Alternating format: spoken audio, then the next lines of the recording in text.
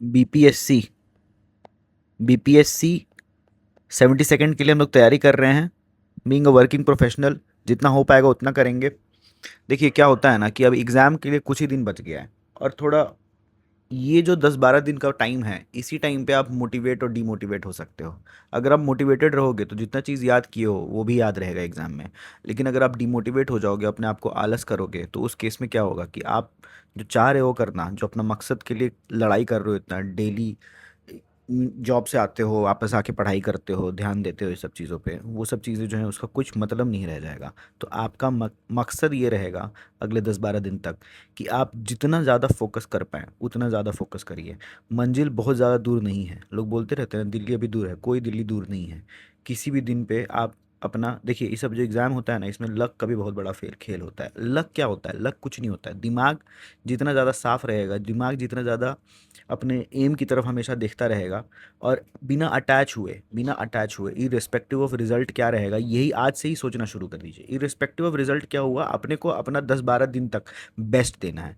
Best देने में हम आपका हेल्प करेंगे। जितना भी करंट अफेयर्स का क्वेश्चंस है, वो सब चीज़ें हम नेशनल करंट अफेयर्स वाला जो एडिटोरिया का मैगजीन करा रहे हैं वो हम करा ही रहे हैं। तो आपको कोशिश करना है कि जितना भी हम वीडियो डाल दिए हैं अपने यूट्यूब चैनल पे, उन सब का एक प्लेलिस्ट बना देंगे करंट अफेयर्स का, एमसीक्यू के फॉर्मेट में देखते जाइए उसको।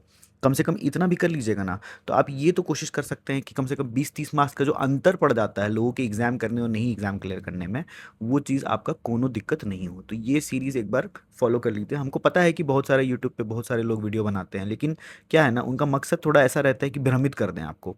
अब क्या होगा कि डेली बेसिस पे वीडियो डालते रहेंगे, अरे यार आप बिहार ज्योग्राफी पढ़ रखे हैं, एक बार आप पहले भी बना रखे हैं, अभी फिर से वापस बना रहे हैं आप उस चीज़ के ऊपर। गवर्नमेंट स्कीम्स के ऊपर अगर आप ऑलरेडी वीडियो बना चुके हैं, फिर से एक तो वन शॉट वीडियो डाल देते हैं, इसका मतलब ये थोड़ी होता है कि आप हर बार वन शॉट वीडियो डालेगा और नए नए क्वेश्चन दे दीजिएगा।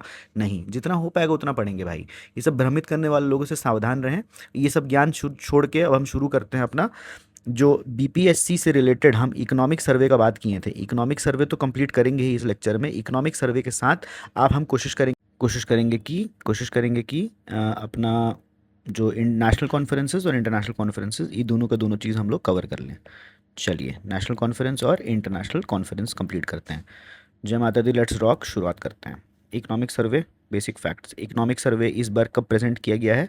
तो 29 जनवरी को प्रेजेंट किया गया था। जनरली क्या होता है, कन्वेंशन होता है कि एक दिन पहले जो है आपका बजट के एक दिन पहले इकोनॉमिक सर्वे को रिलीज़ किया जाएगा, लेकिन इस बार 3 दिन पहले किया गया है। तो एक कन्वेंशन है। आपको एग्जाम में ये पूछ सकते हैं कि जो है ये कॉन्स्टिट्यूशनल प्रोविजन है क्या कि बजट को इसी दिन पे पेश किया जाएगा, इकोनॉमिक सर्वे को इसी दिन पे पेश किया जाएगा? नहीं, इकोनॉमिक सर्वे को जो पेश करने का जो है वो कॉन्स्टिट्यूशन मैंडेट नहीं है, वो जस्ट एक कन्वेंशन है। इकोनॉमिक सर्वे प्रिपेयर कौन करता है? तो इजी क्वेश्चन है, economic division of department of economic affairs, ये इसको प्रिपेयर करते हैं। अच्छा, अभी हाल फिलहाल में किसकी गाइडेंस के अंदर हो रहा है, मतलब चीफ इकोनॉमिक एडवाइजर कौन हो जाएंगे? चीफ इकोनॉमिक एडवाइजर पहली बात तो मिनिस्ट्री ऑफ फाइनेंस के अंदर आता है। जो करंट चीफ इकोनॉमिक एडवाइजर है वो है वी अनंतम नागेश्वरम। वी अनंथा नागेश्वरम जो है वो एक तरह से उनके ही अंडर गाइडेंस में इकोनॉमिक सर्वे बनाया जाता है। चलिए, who is the current economic adviser of to the ministry of finance under whose guidance economic survey has been prepared? ऊपर ही पढ़ लिया हम लोग, वी अनंतन नागेश्वरम जो है ये हैं। इसके पहले आपके कृष्णमूर्ति सुब्रमण्यम जी थे, जो 2014 से लेकर 2000 नहीं 2018 से लेकर 2021 तक, 21 या 22 तक लगभग कृष्णमूर्ति सुब्रमण्यम जी थे। उसके पहले अरविंद सुब्रमण्यम जी 2014 से लेकर 2018 तक थे, और उसके पहले रघुराम राजन जी थे। नेक्स्ट क्वेश्चन पे आते हैं। पहला इकोनॉमिक सर्वे ऑफ इंडिया कब प्रेजेंट किया गया? तो इंडिया को इंडिपेंडेंस मिली 1947 में, तो 2-3 साल का तो टाइम लगेगा इलेक्शन होने में। इकोनॉमिक सर्वे, इकोनॉमिक समझने में थोड़ा डिफिकल्ट सब्जेक्ट है। जब यूपीएससी एस्पिरेंट को लग जाता है इतना दिन, तो फिर ये तो सरकार है, खैर देश चलाना है। तो फर्स्ट इकोनॉमिक सर्वे इंडिया जो है वो प्रेजेंट किया है 1950 से लेकर 51 तक।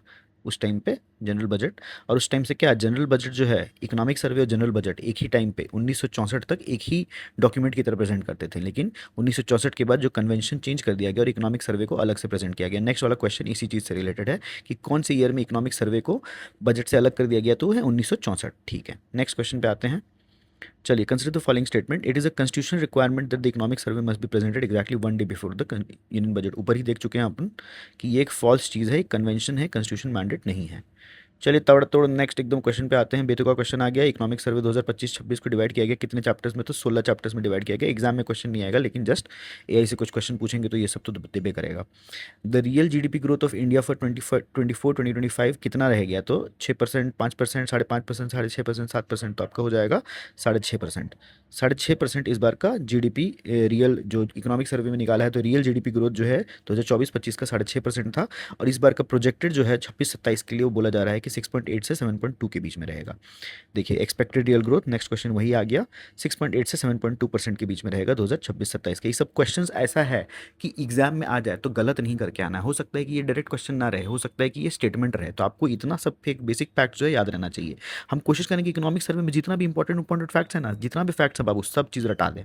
ठीक है, तो आपको खर्च करना नहीं है, आपको बस वीडियो देखना है। एक बार हम बार बार हम यही चीज़ बोल रहे हैं, वीडियो देखिए, सारा का सारा वीडियो देखिए। अगर हो सके तो लास्ट टाइम के लिए नोट्स बना लीजिए, लेकिन कोशिश करना है कि ये पूरा का पूरा करंट अफेयर्स का सीरीज़ को आप लोग बार बार लगातार बढ़ें, पढ़ाएं। लोगों को शेयर मत करिए, लोगों को शेयर करेंगे तो जानते हैं ना क्या हो जाएगा, मेरा रीच बढ़ जाएगा, लेकिन आप लोग जो एकदम एडेड एडवांटेज है वो चीज़ मिस आउट कर देंगे। India has retain the status of fastest growing, अरे मजाक कर रहे थे भाई, कर देना share. India has retain the, ऐसा कुछ ये सब सोचने से ना कुछ नहीं होता। कंपटीशन जो है ना, लोग बोलते हैं ना कि रियल कंपटीशन, रियल कंपटीशन, कुछ रियल कंपटीशन नहीं होता है। आपको नहीं पता है कि आपके बगल वाला जो पढ़ाई कर रहा है और आप जो पढ़ाई कर रहे हैं उसमें उसको कितना फ़ायदा हो जाएगा और आपको कितना फ़ायदा हो जाएगा। देखिए रिटेंशन पावर सबकी अलग होती है ना भाई, सबका नसीब अलग होता है, सबका तरीका अलग होता है पढ़ने का। हो सकता है कि कोनो लोग एक ही बार वीडियो देखें और छप जाए उनके दिमाग में, और वो बाकी चीज़ पे भी फोकस कर पाएँ। कुछ लोगों का कोई एरिया कमज़ोर होता है, कुछ लोग का कोई एरिया कमज़ोर होता है। कोई लोग लॉजिक समझ के ही कर पाते हैं। हालांकि बीपीएससी का एग्जाम जो है लॉजिक का एग्जाम बहुत ज़्यादा नहीं होता है। मेंस के एग्जाम में हो सकता है थोड़ा बहुत दिमाग लगाना पड़े, और यहाँ प्रीलिम्स के कुछ कुछ क्वेश्चन में आप दिमाग लगा के कर सकते हो। चलिए डाइग्रेस नहीं होते हैं, हम लोग क्वेश्चन पे फोकस करते हैं। India is retain the status of the fastest growing major economy for how many consecutive years? India one of the fastest developing growing economies हो गया है फोर्थ टाइम कंसेक्यूटिवली। चौथे बार consecutively India fastest growing economy है। ये हम नहीं बोल रहे, इकोनॉमिक सर्वे में मेंशन किया गया है। अब चलिए सेक्शन बी पे आते हैं। इंडिया की ग्लोबल रैंकिंग क्या है, 11 से लेकर 20 क्वेश्चन तक। तो इंडिया की जो रैंक है ग्लोबल सर्विस एक्सपोर्ट में, इंडिया की रैंक जो है ग्लोबल सर्विस एक्सपोर्ट में वो कितनी हो जाएगी? जरा मुझे 1 मिनट दीजिएगा।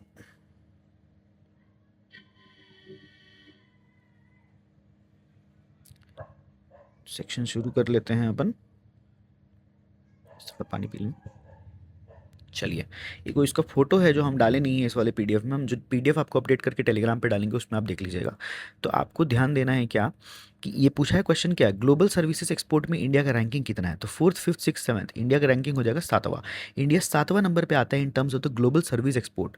ठीक है, ये जो है आपका बीपीएससी 71st में भी ऐसा ही टाइप का क्वेश्चन पूछ रखा है। इंडिया का जो ग्लोबल सर्विस एक्सपोर्ट जो है वो डबल हो चुका है। 2005 में जो 2% पे था, अभी के टाइम पे 4.3% पे है 2024 में। सेक्टर जो है इंडिया बहुत अच्छा डोमिनेट कर रहा है, लेकिन फिर भी 7वें नंबर पे है। इससे भी बहुत अच्छी अच्छी कंट्रीज है, जैसे फिलीपींस वगैरह हो गया, वो सब भी। इंडिया का रैंकिंग तक हम लोग पढ़ लिए थे कि ग्लोबल सर्विसेज एक्सपोर्ट में इंडिया 7वें नंबर पे आता है, और टोटल जो है आपका ग्लोबल एक कमर्शियल सर्विस एक्सपोर्ट में इंडिया जो है पहले 2% कंट्रीब्यूट करता था 2005 में, लेकिन अभी दुनिया का जितना भी ग्लोबल एक्सपोर्ट सर्विसेज हो रहा है उसमें 4.3% करता है 2024 में। ये डायरेक्ट इकोनॉमिक सर्वे में दिया गया है दोस्तों, इसलिए बहुत ही ज़्यादा इंपॉर्टेंट हो जाता है। इंडिया का रैंकिंग फार्मास्यूटिकल इंडस्ट्रीज में बाई वॉल्यूम इंडिया का रैंकिंग कितना हो जाएगा? तो हो जाएगा तीसरा नंबर। तो इंडिया जो है अभी हाल फिलहाल में बायो फार्मा शक्ति इनिशिएटिव भी शुरू किए थे। 10,000 करोड़ रुपया अगले 5 साल तक में बजट में आउटले निकला है कि इंडिया को जो global bio pharma manufacturing hub की तरफ प्रमोट करने के लिए रखा गया है। इंडिया की ranking in terms of the foreign exchange reserves globally, foreign exchange reserves के मामले में इंडिया फोर्थ नंबर पे आता है ना। लगभग आप देखेंगे तो $701 बिलियन का जो है 16 जनवरी 2026 तक हम लोग के पास इतना फॉरेन एक्सचेंज रिजर्व्स था, जो कि लगभग 11 मंथ का इंपोर्ट कवर कर लेता है बाबू, और कवर करता है ओवर 94% ऑफ एक्सटर्नल डेब्ट। ठीक है, नेक्स्ट क्वेश्चन पे आते हैं कि इंडिया की सीमेंट इंडस्ट्री में ग्लोबली कितनी रैंकिंग है? सीमेंट प्रोडक्शन में इंडिया की रैंकिंग जो हो जाएगी वो हो जाएगी सेकंड। फर्स्ट नंबर पे कौन आता है? तो एक बार जरा कमेंट कर दीजिएगा, वही आता है जो आप सोच रहे हो। India's rank in railway network globally is, India के रैंकिंग रेलवे नेटवर्क में ग्लोबली कितना है? तो हो जाएगा फोर्थ। ठीक है, मेट्रो में कितना था, मेट्रो वाले आउटले में कितना था इंडिया का रैंकिंग, एक बार जल्दी कमेंट सेक्शन में बता दीजिए, पिछले वीडियो में बता चुके हैं। अच्छा, इसमें एक और फैक्ट जानने की ज़रूरत है कि टोटल जो अपना रूट है वो 69,439 किलोमीटर्स है मार्च 2025 तक, और 99.1% इलेक्ट्रिफिकेशन हो चुका है। एडिशनली इसका टारगेट जो है 2026 तक 3500 किलोमीटर करने का है, और नेट जीरो भी अगर पूछा जाए कि टारगेट नेट कार्बन जीरो कितने तक कर रहा है इंडियन रेलवेज, तो वो कर रहा है 2030 तक। नेक्स्ट आ जाते हैं अपना टेक्सटाइल और गारमेंट इंडस्ट्री के बारे में। तो टेक्सटाइल और गारमेंट्स में, गारमेंट एक्सपोर्ट में इंडिया का रैंकिंग जो हो जाएगा छठवां। कंप्लीट पिक्चर इस तरह से दिखता है, देख लीजिए थोड़ा। सर्विस सेक्टर में इंडिया हो गया 7th, कल्चरल एंटरटेनमेंट इसका क्वेश्चन नहीं पूछा गया, ये हो गया 6th, कंस्ट्रक्शन में इंडिया है 8th। कंस्ट्रक्शन में इंडिया 8th, अच्छा कंस्ट्रक्शन में इंडिया 8th है, सीमेंट में 2nd है, फॉरेक्स रिजर्व में 4th है, टेक्सटाइल और गारमेंट्स में भी 6th है, और फार्मास्यूटिकल्स में 3rd है, रेलवे नेटवर्क में 4th है। देखिए कंस्ट्रक्शन का क्वेश्चन आ गया कि इंडिया रैंकिंग 8th हो जाएगा, इंडिया का कंस्ट्रक्शन। सीमेंट में 2nd, फार्मा में 3rd, फॉरेक्स रिजर्व में 4th, कल्चर ये में 6th, सर्विस वाले में 7 और कंस्ट्रक्शन में 8। इंडिया के रैंकिंग कौन सी पोजीशन पे है globally in terms of greenfield investment announcement in 2024? Greenfield announcement इन 2024 की ग्रीनफील्ड में जितना इन्वेस्टमेंट मिल रहा है उसके हिसाब से इंडिया 4th नंबर पे आता है। इंडिया की जो रैंकिंग हो जाएगी वो 4th हो जाएगी। ठीक है, 2024 में 1000 प्रोजेक्ट्स तक लगभग अनाउंस किए गए हैं। इंडिया रैंकिंग 4th इन ग्रीनफील्ड इन्वेस्टमेंट अनाउंसमेंट्स। चलिए, और इंडिया जो है is has emerged is the largest destination of greenfield investment during 2020 से लेकर 2024 के बीच में। देखिए यही क्वेश्चन है, लार्जेस्ट जो है वर्ल्ड का largest destination greenfield digital investments के लिए था 2020 से लेकर 2024 के बीच में इंडिया। नेक्स्ट अपना आ जाते हैं कि इंडिया की रैंकिंग डोमेस्टिक एविएशन मार्केट में कितनी है। तो इंडिया की रैंकिंग डोमेस्टिक एविएशन मार्केट में हो जाएगी तीसरी। उड़े देश का आग नागरिक के चलते जो 74 अपने पास एयरपोर्ट्स थे वो बढ़कर हो चुके हैं 164, जिससे मिडिल क्लास जो है बहुत ज़्यादा ट्रैवल कर सकते हैं। नेक्स्ट सेक्शन आ जाते हैं इकोनॉमिक डेटा एंड इंडिकेटर्स में। तो पर कैपिटा इनकम इंडिया का करंट प्राइसेस पे कितना हो चुका है 2024-25 में। तो पर कैपिटा इंडिया इनकम का क्या हो चुका है, 2,20,000 रुपया। 2,20,000 रुपया पर कैपिटा इनकम हो चुका है। Sorry, per capita net national income हो गया 2,05,000 रुपया, 2,20,000 रुपया नहीं। एडवांस एस्टिमेट्स 2025-26 में एडवांस एस्टिमेट ये है कि 2,20,000 तक हमारा हो जाएगा 25-26 में। ठीक है, लेकिन एक्चुअल डेटा 2,05,000 रुपया है, ये इस बार के एग्जाम पूछा जाएगा, एडवांस एस्टिमेट जनरली पूछा नहीं जाता है। नेक्स्ट हम आ जाते हैं GVA growth for agriculture, life stock, forestry and fishing 2024-25 में एग्रीकल्चर, लाइफ स्टॉक, फॉरेस्ट्री और फिशिंग में कितना ग्रोथ रेट था जीवीए ग्रोथ रेट, तो हो जाएगा 4.6%। 4.6% का ग्रोथ रेट था। इंडस्ट्री में 5.9% का था, सर्विस में 7.2% का था। सर्विस का मतलब basically highest GVA growth rate है तीनों सेक्टर में, और एडवांस एस्टिमेट कितना है कि 9.1% होगा। चलो तो फिर से याद कर लेते हैं, जो एग्रीकल्चर फिशरी वगैरह होगा वो हो जाएगा 4.2%, सर्विस जो हो जाएगा वो हो जाएगा 7.2%, और इंडस्ट्री जो हो जाएगा वो हो जाएगा 5.9%। ये सब इंपॉर्टेंट डेटा है बाबू, ये सब बीपीएससी वीपीएससी एग्जाम में ये सब बहुत इंपॉर्टेंट डेटा है। तो स्टेटमेंट में डाल देगा, स्टेटमेंट में पूछ देगा, स्टेटमेंट में भी याद रखने के लिए हमके पास चाहिए ना, डायरेक्ट शायद नहीं पूछे तो स्टेटमेंट में तो डाल के पूछ ही देगा। ठीक है, चलिए नेक्स्ट फिर से आ जाते हैं, जीवीए पूछ रहा है फिर से वही, सर्विस एक्सपोर्ट का कितना है तो 9 अच्छा ये जीवीए पूछा गया तो 7.2%, एडवांस एस्टिमेट पूछा जाएगा तो 9.1% हो जाएगा। फिजिकल डेफिसिट 2024 और 25 का, 2024 और 25 का फिजिकल डेफिसिट कितना था बाबू बताओ जल्दी। 2024-25 का फिजिकल डेफिसिट हो जाएगा 4.8%। 4.8% ऑफ जीडीपी था। अभी 2026-27 के हिसाब से जो प्रोजेक्शन है, हमने पिछले लेक्चर्स में भी पढ़ रखा है कि 4.3% होगा। इस बार पूछ लिया था कि फिजिकल डेफिसिट लगभग कितना परसेंट से गिर चुका है। फिजिकल डेफिसिट पूछा था कि कोई और चीज़ पूछा था, जो बीपीएससी के ऑडिटर वाले एग्जाम में 89% से गिरा हुआ है, लोग उसका सोर्स भी नहीं बता पा रहे थे। अरे इकोनॉमिक सर्वे के चैप्टर में दिया हुआ है मेरे भाई, क्वेश्चन को अगर कॉपी पेस्ट भी कर दोगे गूगल पे और थोड़ा खोजने का तरीका होगा तो समझ जाओगे कि कहाँ पे दिया हुआ है। तो वर्बटिम उठाया गया था इकोनॉमिक सर्वे से, तो economic survey no doubt Bihar के बीपीएससी एग्जाम के लिए तो कंपेरेटिवली बहुत इंपॉर्टेंट है ही। चलिए, year on year growth rate of gross GST collection, gross GST collection का ग्रोथ रेट कितना रहा है तो 6.7% रहा है। चलिए, इस बार 17,40,000 करोड़ 17,40,000 करोड़ रुपया ग्रॉस कलेक्शन हुआ है अप्रैल से लेकर दिसंबर 2026 तक। जीएसटी इंट्रोड्यूस किया गया था 2017 में और एक मेजर रेवेन्यू सोर्स बन चुका है। 6.7% का ग्रोथ रेट हुआ है year on year. Effective capital expenditure central government का rose from an average of 2.7% of GDP पर pre pandemic to what level in 2025। तो प्री पैंडेमिक में 2.7% ही इफेक्टिव जो इफेक्टिव कैपिटल एक्सपेंडिचर था सेंट्रल गवर्नमेंट का, तो वो जो एवरेज था 2.7% से बढ़ के कितना होगी, तो हम लोग इस बार कर दिए हैं ओवर 4%। ठीक है। जो कैपिटल एक्सपेंडिचर होता है बेसिकली इफेक्टिव कैपिटल एक्सपेंडिचर मतलब वही होता है जो कि ऐसी इन्वेस्टमेंट्स हों जो ज़्यादातर फोकस करे ऐसी चीज़ों पे ऐसी चीज़ों पे फोकस करें जो कि इंफ्रास्ट्रक्चर, रोड्स एंड ब्रिजेस बनाती हों। The combined fiscal deficit of state governments in the post pandemic period has adapt to. Combined fiscal deficit post pandemic का कितना हो चुका है स्टेट गवर्नमेंट का सारा मिला के कंबाइंड फिजिकल डेफिसिट हो जाएगा 3.2%। बिहार गवर्नमेंट का पूछा जाए तो कितना है 2.99% या फिर 3%। बिहार का जो फिजिकल डेफिसिट है वो है 2.99 या 3%। ओवरऑल जो था 2.8% था पोस्ट पैंडेमिक में, लेकिन अभी 3.2% हो गया रिसेंट टाइम्स में। इसका मतलब क्या है, क्योंकि फ्रीबीज बढ़ता जा रहा है। लोग इलेक्शन रिजल्ट के टाइम पे बहुत सारे लार्ज पैकेजेस, जैसे अभी हाल फिलहाल में बिहार गवर्नमेंट ने भी बोला था कि 10,000 रुपये सबके खाते में पहुंचा देंगे, और पहुंचा दिए थे तो जीत भी गई। तो ये 10,000 रुपये से देखेंगे आपकी कितना फायदा हुआ उन लोगों को, इतना सारा सीट जीत गई बीजेपी भाजपा वाले, 89 सीट्स जीते और 85 सीट्स जेडीयू वाले जीते। ये अभी हम लेक्चर में बता चुके हैं, तो ये सब चीज़ ध्यान दीजिएगा। इंडिया का foreign exchange reserve stood at what in 16 as of 16 January 2026। ऊपर ही पढ़ा अपन ने $701 बिलियन। 11 मंथ का हम लोग लगभग कवर कर लेते हैं। थोड़ा सर्दी हो गया है तो माफ़ करिएगा, आवाज़ आता रहेगा। तो इतना तो जानते ही हैं, मतलब ऐसा थोड़ी है कि हम लोग, ऐसा थोड़ी है कि हम पढ़ा रहे हैं तो मतलब हम ये सब नहीं कर सकते हैं। इंडिया का total export reached at a record of how much in FY 2025। FY 2025 में इंडिया के टोटल एक्सपोर्ट्स कितना हो गया, 725, 775, 825, 875, तो 825। 825 जो है इंडिया का एक्सपोर्ट हो गया $825 बिलियन का 2025 में। ईयर ऑन ईयर ग्रोथ हुआ है लगभग 6.1% का। सर्विस एलोन लगभग 13.6% के हिसाब से सर्विस एक्सपोर्ट्स बढ़ रहे हैं इंडिया के। सर्विस डोमिनेट करते हैं इंडिया के एक्सपोर्ट परफॉर्मेंस को, accounting to nearly half of the exports.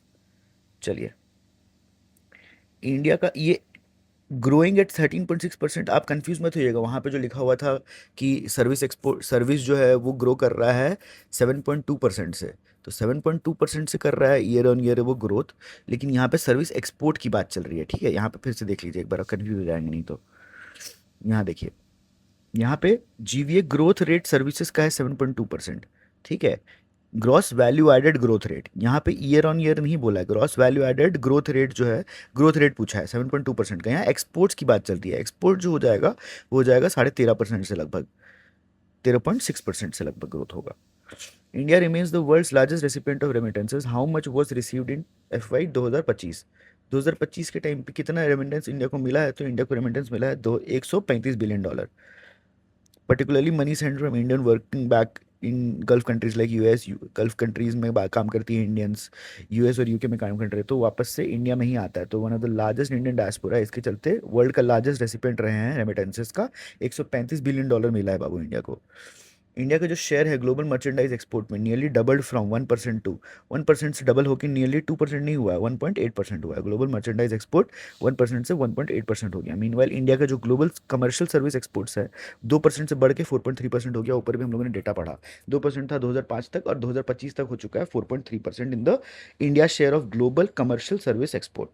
India का share in global service commission export rose from 2% to 4.3%। ऊपर भी हम लोगों ने पढ़ लिया, बार बार पढ़ चुके हैं अपन। India 7th largest service exporter है, ये वाला भी हम ऊपर पढ़ चुके हैं। National national highway network was has expanded by approximately what percentage from 2014 to 2026। 2014 से लेकर दिसंबर 2026 तक इंडिया का हाईवे नेटवर्क कितना एक्सपैंड हो चुका है, कितना परसेंट से एक्सपैंड हुआ है, तो इंडिया का नेटवर्क एक्सपैंड हुआ है 60% से लगभग, ठीक है। 60% से हुआ है। पहले 2014 तक 91,287 किलोमीटर था, जो कि बढ़ के 1,46,572 किलोमीटर हो चुका है 2026 तक। What percentage of Indian railways have been electrified. ऊपर भी पढ़ा अपन ने, 99.1% अपने इलेक्ट्रिसिटी जो अपने रेलवे बिछा हुआ है, तो 99.1% लगभग इलेक्ट्रीफाई हो चुका है। 3500 किलोमीटर का टारगेट है 2026 में, और कंप्लीट नेट जीरो कहाँ तक का टारगेट है? नेट जीरो का टारगेट है 2030 तक। नेक्स्ट आते हैं, renewable energy constitutes approximately what percentage of India's total power generation capacity? India के टोटल पावर जनरेशन कैपेसिटी का टोटल जो कंट्रीब्यूशन रिन्यूएबल एनर्जी से आता है वो कितना आता है? तो आएगा आपका 49.83%। 49.83% का लगभग कंट्रीब्यूशन है। इसके अंदर हम थोड़ा सेग्रीगेशन भी देखेंगे। तो ये जो 49.83% है, इंडिया लगभग थर्ड ग्लोबली रैंक करता है in overall renewable energy and install solar capacity. उसमें भी जो टारगेट है 500 गीगावाट्स का रिन्यूएबल एनर्जी 2030 तक, इसमें लगभग 3500 गीगावाट, सॉरी 3500 बोल रहा हूँ, 38 गीगावाट इंस्टॉल हो चुका है। 38 गीगावाट इंस्टॉल हुआ है। 500 गीगावाट का रिन्यूएबल एनर्जी का टारगेट है 2030 तक का, जिसमें 38.61 गीगावाट इंस्टॉल हो चुका है। इसमें सोलार का 30 गीगावाट का इंस्टॉल कैपेसिटी आ जाएगा। फिर विंड का हो गया 4.47, हाइड्रो का हो गया 3.24, और बायो का हो गया 0.03। ठीक है, आप ये मत बोलिएगा कि अरे यार बहुत सारा हम लोग हाइड्रो प्लांट्स देखे हैं तो हाइड्रो प्लांट्स का ज़्यादा होगा। नहीं, विंड का ज़्यादा है। विंड में देखिएगा आप, तो विंड का इंस्टॉल कैपेसिटी 4.47 गीगावाट्स है। नेक्स्ट क्वेश्चन पे चलते हैं। नेक्स्ट, अच्छा ये सब खत्म हो गया, तो ये सब चीज़ एक बार ध्यान से पढ़ लीजिएगा वापस से। आते हैं हम लोग सेक्शन डी पे, यानी हेल्थ एजुकेशन और सोशल इंडिकेटर्स की। 36 से लेकर 50 तक का क्वेश्चन है। इंडिया की रैंकिंग जो है पोजीशन ग्लोबली इंस्टॉल कैपेसिटी में, ऊपर ही पढ़ा अपन ने, थर्ड नंबर पे है। थर्ड नंबर पे है India in terms of installed solar capacity. उसमें वापस से वही सब चीज़ें, 30 गीगावाट जो है 38 हो चुका है। 500 गीगावाट का अपना टारगेट है। उसमें से 38 टोटल, 38.61 जो है आपका इंस्टॉल हो चुका है, जिसमें से 30 लगभग आएगा विंड का, मतलब लगभग 78% हो जाएगा आपका सोलार का। उसके बाद आपका आ जाएंगे विंड एनर्जी, जो कि होगा 4.47। देख रहे हैं डिफरेंस, देख रहे हैं? सोलार कैपेसिटी में अपना 30 है, और विंड में आपका सेकंड नंबर पे आता है तो 4.47 पे, और हाइड्रो हो गया 3.24%। उसके अलावा बायोगैस जो है अपना 0.03 गीगावाट ही है, तो मतलब एकदम ही मिनिस्कल उसका परसेंटेज है। सेग्रीगेशन 38 पॉइंट गीगावाट का installed renewable energy capacity includes how much solar energy, तो 30.18%। इंडिया की टेली डेंसिटी की जो अप्रोक्सीमेट, इंडिया का टेली डेंसिटी अप्रोक्सीमेटली कितना हो गया है? तो इंडिया का टेली डेंसिटी अप्रोक्सीमेटली हो गया 86.76%। लगभग 100 में, मतलब कि 100 का पॉपुलेशन में लगभग 86 लोगों के पास टेलीफोन कनेक्शन है। और एडिशनली 5G कनेक्शन जो इनमें से 99% डिस्ट्रिक्ट, इंडिया के 99% डिस्ट्रिक्ट में हो रखा है। ये आप लोग कहीं भी मेंस के एग्जाम में लिख सकते हो। डिजिटाइजेशन के ऊपर जब बात होगी या कोई ऐसे वैसे आएगा, तो 99% जो है आपके डिस्ट्रिक्ट इंडिया में इलेक्ट्रीफाइड है। कहीं भी कोई भी एग्जाम में यूज़ कर सकते हो कि किस तरह से टेक्नोलॉजी का, मतलब एक तरह से इंक्लूजन है, टेक्नोलॉजिकल इंक्लूजन कितना अच्छा से हो रखा है। 5G सर्विसेज कितना परसेंट डिस्ट्रिक्ट में हो चुका है? तो 99% ऑफ इंडियन डिस्ट्रिक्ट में हो चुका है। चलिए नेक्स्ट, जल जीवन मिशन बहुत ही इंपॉर्टेंट मिशन है ये वाला, एग्जाम के पर्पज से लिए, इससे रिलेटेड जितना भी फैक्ट्स फिगर्स हम लोग याद कर सकें, वो सब चीज़ें बहुत इंपॉर्टेंट हैं। जल जीवन मिशन में कितने रूरल हाउस होल्ड्स को एक्सेस मिल चुका है क्लीन टैप वाटर का? तो लगभग 81% जनता को अपने मिल चुका है ग्लोबल रूरल हाउस होल्ड्स में एक्सेस टू क्लीन वाटर। और कौन सा एसडीजी है? तो एसडीजी सस्टेनेबल डेवलपमेंट गोल 6 है।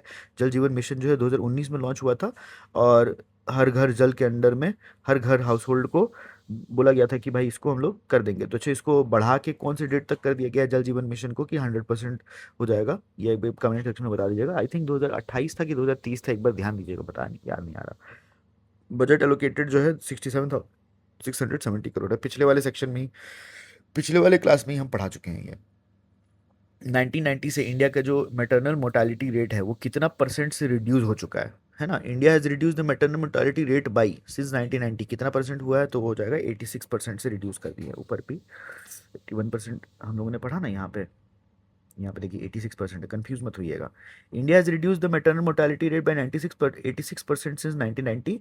जो ग्लोबल एवरेज जो है वो है सिर्फ 48%। अब इसका कारण ये भी हो सकता है बेस इफेक्ट। बेस इफेक्ट हमारा क्योंकि मैटरनल मोर्टालिटी रेट बहुत ज़्यादा है और बहुत ज़्यादा हम लोगों ने काम किया, तो उस केस में जो ग्रोथ रहेगा, मतलब रिडक्शन का जो ग्रोथ रहेगा वो ऑब्वियसली ज़्यादा रहेगा। तो 86% का हमारा ग्रोथ रेट है। और अंडर 5 मोर्टालिटी भी जो है वो 78% से डिक्लाइन हुआ है, जो कि ग्लोबल एवरेज 61% ही है। और similarly neonatal mortality decline 70%, global average 54% है। इंडिया का परफॉर्म ग्लोबल एवरेज से बेटर किया है। तो ये अगर स्टेटमेंट पूछ दे कि India out perform the global average for infant mortality, neonatal mortality और मैटरनल मोर्टालिटी, तो तीनों स्टेटमेंट सही हो जाएंगे। Under 5 mortality rate, under 5 mortality rate UFMR की डिक्लाइन किया है बाई वाइट परसेंटेज सिंस 1990। तो ऊपर ही हम लोगों ने पढ़ा अंडर 5 मोर्टालिटी रेट जो है वो 78% से डिक्रीज किया है, जो कि ग्लोबल एवरेज 61% है। चलिए, इंडिया का इन्फेंट मोर्टेलिटी रेट 2023 डेटा के हिसाब से कितना है? इंडिया का infant mortality rate as per the 2023 data कितना हो जाएगा? तो हो जाएगा 25। हर 1000 लिविंग बर्थ में 25 बच्चे जो हैं उनकी डेथ हो जाती है, इन्फेंट मोर्टेलिटी हो जाती है। ठीक है। इंडिया का एक्सट्रीम पॉवर्टी रेट 2022-23 में as per the revised world bank अभी क्या है? पहले $2.5 था पर डे का, $2.5 होते थे, अब हो चुका है $3। ये एग्जाम में भी पूछ चुका है, बीपीएससी के ऑडिटर वाले एग्जाम में भी पूछ चुका है, तो हो सकता है कि यूपी बीपीएससी के भी पेपर में हम लोग, सीसी वाले पेपर में भी हम लोग देख सकें। तो इंडिया का जो एक्सट्रीम पॉवर्टी है 2022-23 में रिवाइज एस्टिमेट्स के हिसाब से इंडिया कितनी भी गरीबी हो रखी है, एक्सट्रीम पॉवर्टी वाला जो नंबर हो जाएगा वो हो जाएगा सिर्फ 5.3%। चलिए, 5.3%। Lower middle income poverty rate जो है अभी भी 23.9% है, अप्रोक्सीमेटली 24% है। 2.15 से $3 किया गया है।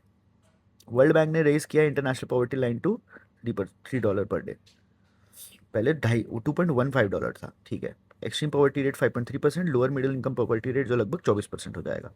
प्रधानमंत्री जन धन योजना किस साल में लॉन्च हुआ था? तो बहुत ही इंपॉर्टेंट स्कीम है ये वाला, प्रधानमंत्री जन धन योजना। इसे बहुत इंपॉर्टेंट स्कीम्स का भी हम एक वीडियो बना दिए हैं, हम जल्दी ही अपलोड कर देंगे।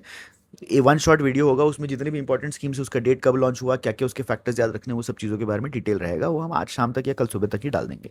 प्रधानमंत्री जन धन योजना प्रधानमंत्री जन धन योजना लॉन्च हुआ था 2014 में, और इसका जो एक फ्लैगशिप प्रोग्राम है जनधन योजना, मतलब हर किसी को जनधन आधार और मोबाइल के थ्रू हम लोग खाता खुलवाएंगे और उसमें पैसा डालेंगे कुछ, और फिर डायरेक्ट बेनिफिशियरी डीबीटी ट्रांसफ़र वगैरह जो है उसी जगह उसी बैंक अकाउंट में हो जाएगा। बहुत ही काफ़ी सक्सेसफुल इनिशिएटिव है। आई थिंक बड़े बड़े लोग जो हैं उन लोगों ने बहुत सारी तारीफ भी की है, बिल गेट्स वगैरह ने भी बहुत तारीफ की थी, तो मोदी जी ने बहुत प्यार करवाया था उस चीज़ का। Stand up India scheme launch in 2016 observe offers bank loan ranging from. Stand up scheme में 2016 में जो लॉन्च हुआ था स्टैंड अप स्कीम, उसमें बैंक लोन कितना रेंज तक देते हैं पैसा? तो अपन देते हैं 10 लाख से लेकर 1 करोड़ रुपया तक। स्टैंड अप स्कीम में 10 लाख से 1 करोड़ रुपया तक देते हैं एससी एसटी वुमेन और वुमेन एंटरप्रेन्योर्स को, और ग्रीनफील्ड एंटरप्राइजेस में भी देंगे तो बहुत ज़्यादा फायदा है। हालांकि ऐसा कुछ बहुत ज़्यादा होता नहीं है, थोड़ा बहुत जुगाड़ तो लगाना ही पड़ता है इन सब चीज़ों में, हम भी कोशिश किए थे, लेकिन मतलब अब क्या बताएं, सब फिर डिफ्लेक्ट होने वाली बात है। अक्टूबर 2025 में प्रधानमंत्री मुद्रा योजना डिसबर्स किया है कितना पैसा? तो ये सीधे बैक फैक्ट पूछा गया है, फैक्ट सीधे लिखा गया है, हर साल ही लिखते हैं इकोनॉमिक सर्वे वाले रिपोर्ट में, तो ये वाला डेटा भी इंपॉर्टेंट हो जाता है। तो लगभग 36 लाख करोड़ रुपया 55.45 करोड़ अकाउंट्स में ट्रांसफर किया गया है। अभी इसमें नया कैटेगरी एक लेकर आए हैं अपन लोग मुद्रा योजना के अंदर, तरुण प्लस, जिसमें कि आपका 5 लाख से लेकर 10 लाख रुपए तक का लोन दिया जाएगा, मुद्रा लोन की तरह दिया जाएगा।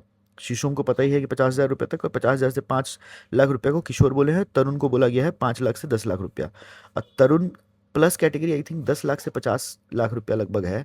एक बार कमेंट सेक्शन में बता दीजिएगा कि क्या है उसका, ध्यान नहीं आ रहा है, क्या हो सकता है इसी पेपर में आगे में जाके हम लोग सॉल्व करें। इंडिया का जो पहला इंटरनेशनल फाइनेंशियल सेंटर है कहाँ लोकेटेड है? तो गिफ्ट सिटी। ये 2014 से ही ये सब पढ़ते हैं, 2014-15 से। On the e Shram portal of 2026 which gender constitutes the higher percentage of registered unrecognised workers. E Shram portal 2026 के हिसाब से कि कौन से जेंडर कंस्टिट्यूट करता है higher percentage registered unorganised worker में? तो लगभग इसमें टोटल कितना हो जाएगा? इसमें लगभग जो फीमेल हैं वो हो जाएंगे 54%, तो मेल हो जाएंगे 46%। ई श्रम पोर्टल के हिसाब से जेंडर जो है हायर परसेंटेज अनऑर्गेनाइज्ड वर्कर्स में कंट्रीब्यूट करती है। चलिए, आप पूछ तो सकते ही हैं। 31 करोड़ रजिस्टर्ड में 54% जो है अनऑर्गेनाइज वर्कर्स वुमेन ही हैं। एजुकेशन एंड स्किल्स 51 से लेकर 57 के क्वेश्चन में। Higher education institutions has increase from 51,000 to 51,000 से बढ़कर इंडिया में हायर एजुकेशन इंस्टीट्यूशंस कितने बन चुके हैं? तो 70,000 बन चुके हैं। ठीक है। इसमें करंटली इंडिया के पास 23 आईआईटी, 21 आईएम और 20 एम्स की प्रीमियम इंस्टीट्यूशंस हैं। आईआईटी, आईएम और एम्स के बारे में पूछ दिया तो 23 आईआईटी, 21 आईएम्स और 20 एम्स। चलिए नेक्स्ट। अच्छा हाँ, आईआईटी दिल्ली इंटरनेशनल कैंपस भी खुला है, तो आईआईटी दिल्ली का इंटरनेशनल कैंपस खुला है अबू धाबी में, और आईआईटी मद्रास को खुला है जंजीबार यानी तंजानिया में। जल्दी जल्दी उड़ान करते रहते हैं, जल्दी जल्दी उड़ान करते हैं। IIT Delhi has international campus at which location and IIT Madras eight which location. तो आईआईटी दिल्ली का भी हम लोगों ने पढ़ लिया कि अबू धाबी में, आईआईटी मद्रास का हो जाएगा जंजीबार तंजानिया में। What is the full form of अपार आईडी? अपार आईडी जो है एक बार एग्जाम में पूछ भी चुके हैं, आई थिंक बीपीएससी एडीओ के एग्जाम में पूछे थे। इसका फुल फॉर्म बहुत इंपॉर्टेंट हो जाता है, तो फुल फॉर्म इसका हो जाएगा automated automated permanent academic account registry. Automated permanent account academic account registry मतलब ये होता है कि कोई भी कॉलेज वॉलेज में जाओगे, अभी क्या होता है कि हर जगह पे अटेस्टेड करवा के पर्सनल टेस्ट करवाओ, चैनल के थ्रू पर्पल चैनल के थ्रू एड्रेस करवाओ, उसके बाद जाके तुम डॉक्यूमेंट्स भेजते हो हर जगह पे। तो नहीं, यहाँ पे आपके पास बस एक अपार आईडी हो जाएगी, ऑनलाइन रजिस्ट्री में सारे के सारे जो हैं, जो भी कॉलेजेस में वेरिफिकेशन वगैरह के लिए चाहिए होता है, तो एक ही जगह में सारे डॉक्यूमेंट्स आप अपलोड कर सकते हो। चलिए, national education policy target enrolment, gross enrolment ratio by 2035 तक कितना का ग्रॉस एनरोलमेंट रेशियो टारगेट किया जा रहा है नेशनल एजुकेशन पॉलिसी के हिसाब से, तो वो किया जा रहा है 50%। 2035 तक हम लोग हायर एजुकेशन में gross enrolment ratio, higher education नहीं, ग्रॉस एनरोलमेंट रेशियो, हाँ हायर एजुकेशन ही है, 2035 तक हम कर लेंगे 50%। चलिए, national credit framework has been adopted by how many universities, कितनी यूनिवर्सिटीज़ ने नेशनल क्रेडिट फ्रेमवर्क को अडॉप्ट किया है, तो वो किया है 170 यूनिवर्सिटीज़ ने। ये इससे क्या होगा कि जनरल एजुकेशन को इंटीग्रेट किया जाएगा वोकेशनल एजुकेशन से, एक्सपेरिमेंशल लर्निंग के ऊपर फोकस किया जाएगा, क्रेडिट स्कोर्स दिए जाएंगे सर्वटेक की लर्निंग को, एक यूनिफाइड क्रेडिट सिस्टम बनेगा। तो ये 2020 का जो नेशनल एजुकेशन पॉलिसी उसके अंदर ही ये चीज़ आती है। इंडिया का जो ग्लोबल इनोवेशन इंडेक्स में रैंकिंग इंप्रूव हुआ है to 38 in 2025 from which position, 2019 में कितने पोजीशन पे था इंडिया?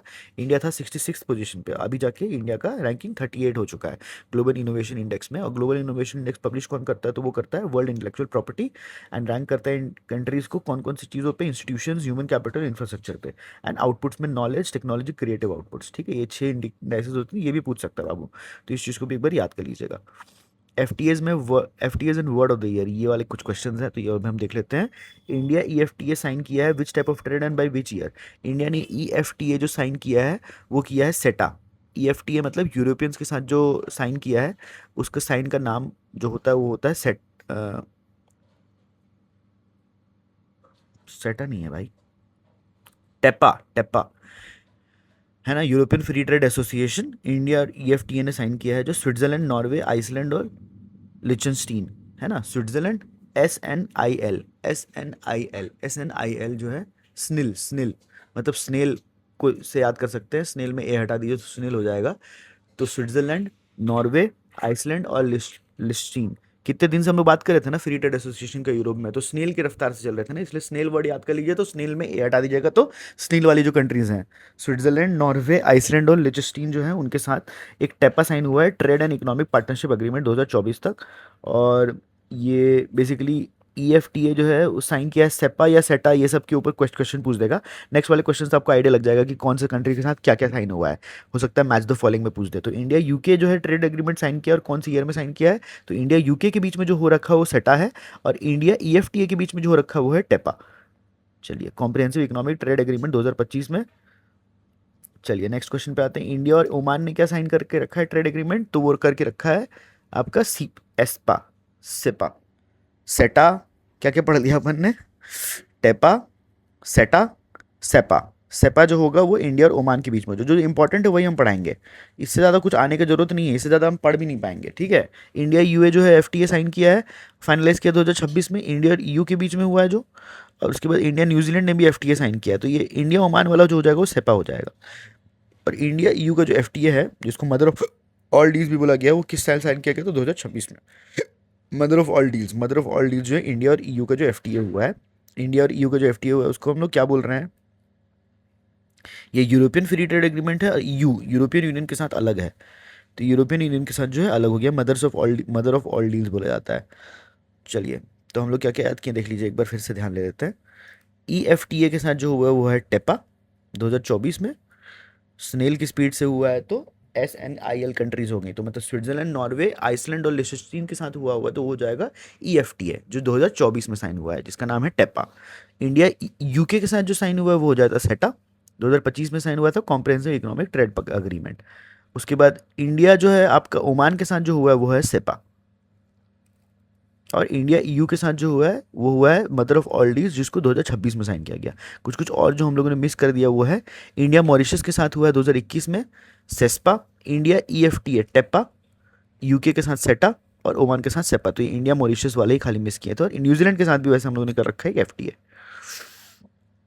चलिए फटाफट उड़ाते हैं। नेक्स्ट आप आ जाते हैं Oxford dictionary word of the year. Oxford dictionary word of the year है रीच बीट नहीं है, ये रेज बेट है, रेज बेट। रेडिट वेडिट पे ये सब काफ़ी चलता है, रेज बेट।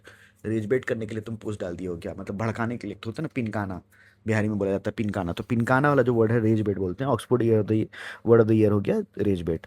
पारा सोशल जो है वो भी एक वर्ड है, नहीं, पारा सोशल जो वर्ड था, कैम्ब्रिज ने सेलेक्ट किया है पारा सोशल वर्ड को, वन साइडेड इमोशनल अटैचमेंट, और कॉलिंस ने वाइब कोडिंग चालू किया है, वो कॉलिंस ने चूज़ किया है वाइब कोडिंग को।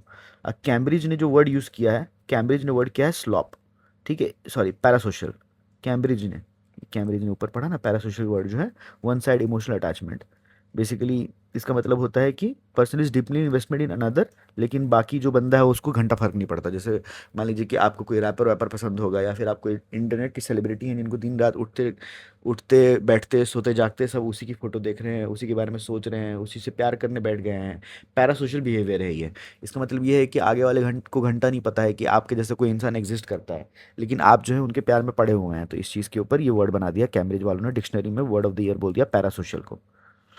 कॉलिंस ने क्या बोला है, तो कॉलिंस ने बोल दिया है वाइब कोडिंग को as the word of the year. Vibe coding मतलब यार थोड़ा एआई वाई यूज़ करके जो कोडिंग कर देते हैं ना कि यार मतलब इंट्यूशन ड्रिवन कोडिंग करेंगे, मतलब हमको पता होता है नहीं कुछ टेक्निकल, लेकिन हम फिर भी कुछ भी, आजकल देखेंगे आप इंस्टाग्राम पे बहुत सारा लोग हो गए, बहुत सारे इन्फ्लुएंसर्स जो बोलते हैं कि अरे हम नो कोड यूज़ करके हम लोगों ने ऐप बना दिया है। अरे भाई तो तुम ऐप तो बना दोगे, उसके बाद तुम उसका मेंटेनेंस कैसे करोगे? मेंटेनेंस करने के लिए इंसान हुआ तो चाहिए कि नहीं ना। हालांकि एआई से बहुत सारा फायदा तो हुआ ही है, नो डाउट, मतलब हम लोग भी ये सब जो नोट्स वोट्स बना पा रहे हो एआई से बना पा रहे हैं, लेकिन ये जो वाइब कोडिंग के नाम पे मतलब कुछ भी बेवकूफ़ बनाने का जो तरीका है ना, वो सब हमको पसंद नहीं है यार, हम थोड़ा 90s वाले हैं। मेरियम Webster's word of the year 2025, मेरियम Webster का वर्ड ऑफ द ईयर 2025 क्या है, तो वो है स्लॉप, एआई स्लॉप। अब एआई इतना सारा यूज़ हो रहा है तो एआई का स्लॉप मतलब सिमिलर टाइप का कंटेंट भी तो बनता जाएगा ना जी। तो एआई स्लॉप की बात हो रही है, तो मेरियम वेबस्टर जो है उन्होंने वर्ड ऑफ द ईयर बोला है एआई स्लॉप को, सॉरी एआई स्लॉप नहीं, स्लॉप को। तो एक बार वापस से याद कर लेते हैं। ऑक्सफोर्ड ने बोला है रेज बेट, रेज बेट। कॉलिंस ने क्या बोला है, वाइब कोडिंग। उसके बाद मेरियम वेबस्टर ने बोला है स्लॉप, और कैम्ब्रिज ने बोला है, कैम्ब्रिज कॉलेज, कैम्ब्रिज ने बोला है पैरासोशल। कैम्ब्रिज वाले पैरासोशल। कैम्ब्रिज में मान लीजिए आपको एक लड़की पसंद आ गई, वो आपके बारे में जानती नहीं है लेकिन आप उसके बारे में जानते हो, तो हो गया क्या बोलते हैं उसको, पैरासोशल। मेरियम वेबस्टर जो है एआई स्लॉप की बात करेगा। नेक्स्ट आपका कॉलिंस आ जाता है, तो कॉलिंस बहुत ज़्यादा इंपॉर्टेंट नहीं है, तो कॉलिंस से हम लोग वाइब कोडिंग की बात करेंगे, बहुत ज़्यादा इंपॉर्टेंट नहीं है कोडिंग, सबको इग्नोर कर सकते हैं। और ऑक्सफोर्ड में ही थोड़ा रेज बेट, ऑक्सफोर्ड में देखते रहते हैं ना हम लोग, कुछ कुछ डिबेट उबेट चलता रहता है तो ऑक्सफोर्ड का ही नाम आता है कि ऑक्सफोर्ड में जाके ये बोल दिया वो बोल दिया, तो रेज बेट हो रहा होता है वहाँ पे जाके कुछ बोल देंगे राहुल गांधी जी और इंडिया में जाके बवाल हो जाएगा। तो रेज बेट कर रहे हैं वहाँ पे, वो ऐसे ही याद कर लेंगे। नेशनल कॉन्फ्रेंसेस ऐसे पॉलिटिकल ऑर्टिकल कुछ नहीं है, इसका मतलब हमको बस याद करना है, तो हम लोग ये सब चीज़ें बोल रहे हैं। चलिए नेशनल कॉन्फ्रेंसेस 80 तक क्वेश्चन करेंगे, इसी वाले पेपर में हम लोग कोशिश करेंगे कि 106 क्वेश्चन तक सारा का सारा कंप्लीट कर दें। फोर्थ एआई समिट जो है वो कब हेल्ड हुआ है, तो फोर्थ जो एआई समिट हुआ था इस बार, वो कहाँ पे हेल्ड हुआ था, तो ये हुआ था अपना न्यू दिल्ली 16 फरवरी 2026 में। इसका जो थीम हो जाएगा सर्वजन हित सर्वजन सुखा, welfare for all, well happiness for all. Easy है तो इसलिए हमको याद करने की जरूरत है। समिट में 3 पिलर्स थे, पीपल प्लानट और progress. Summit is expected to be asked in many question, ये क्या है भाई।